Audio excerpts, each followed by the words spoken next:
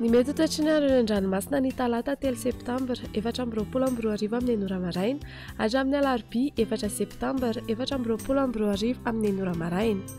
Foana ny filazana fampitandremana amin'ny avin'alin-drano ho an'ireo faritra rehetra voakasika izany. Ho an'ny morontsiraka Atsinanana, Tanjom-Bobaomby hatrany amin'ny Tanjonangotsy, anorana tandrifin-drahona vitsy indraindray.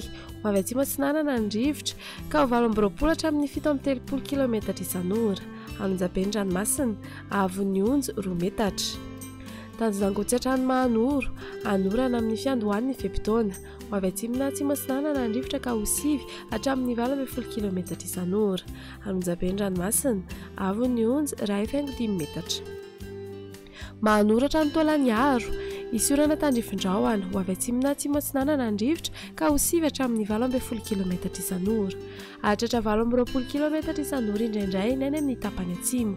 Anonjaben'ny ranomasina, Avon'ny Onjo 2,5 hatramin'ny 2 metatra. Taolagnaro hatrany amin'ny Tanjona Vohimena, Omaina amin'ny ankapobeny. Ho avy atsimo Atsinanana ny rivotra ka ho 9 hatramin'ny 18 km isan'ora. Hahatratra 17 km isan'ora ny any amin'ny faran'ny fe-potoana. Anonjaben'ny ahirin'ny ranomasina, Avon'ny Onjo 2 hatramin'ny 2,5 metatra. Ho an'ny morontsiraka andrefana, Tanjona hatrany amin'ny Tanjonakaboa, Omaina amin'ny ankapobeny.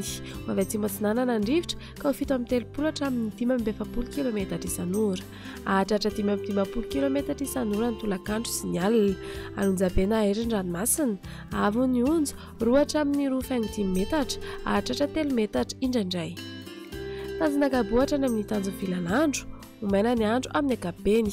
Ho avy atsimo ny rivotra ka ho 18 hatramin'ny 18 km isan'ora. Hahatratra 17 km isan'ora ny alina. Anonjaben'ny ranomasina, Avon'ny Onjo 2,5 metatra. Tanjovilanandro hatrany Analalava, Tombana isorana tandrifin-drahona ny maraina. Ho avy atsimo Atsinanana ny rivotra ny maraina ka ho 18 km isan'ora. Ho avy andrefana kosa izany ny tolakandro ka ho 9 hatramin'ny 18 km isan'ora. Adiny mpanonja ranomasina, Avon'ny Onjo adinina ny 8,5 metatra. Analalava hatrany amin'ny Tanjona Bobaomby, isorana tandrifin-drahona ny voamaraina. Ho avy andrefana ny rivotra ka ho 9 hatramin'ny 18 km isan'ora. Hahatratra 18 km isan'ora indraindray. Adiny mpanonja ranomasina, Avon'ny Onjo adinina ny 8,5 metatra.